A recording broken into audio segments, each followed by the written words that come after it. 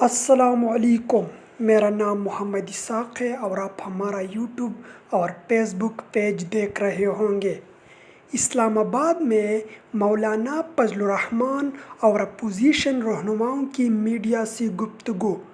مولانا فضل الرحمان نے کہا، آئین پاکستان کی کوئی حیثیت نہیں رہا، پارلیمنٹ کی اہمیت ختم ہو گیا ہے، جمہوریت ہار رہا ہے۔ مولانا فضل الرحمان نے کانفرنس میں یہ بتایا۔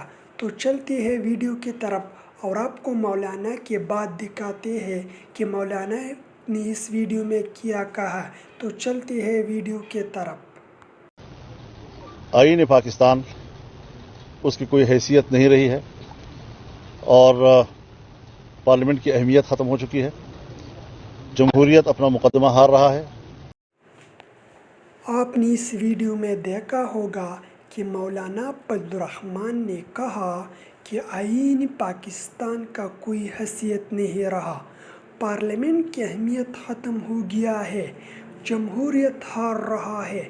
مولانا فضل الرحمان کا نیو کانفرنس میں بات۔ تھینک یو، شکریہ۔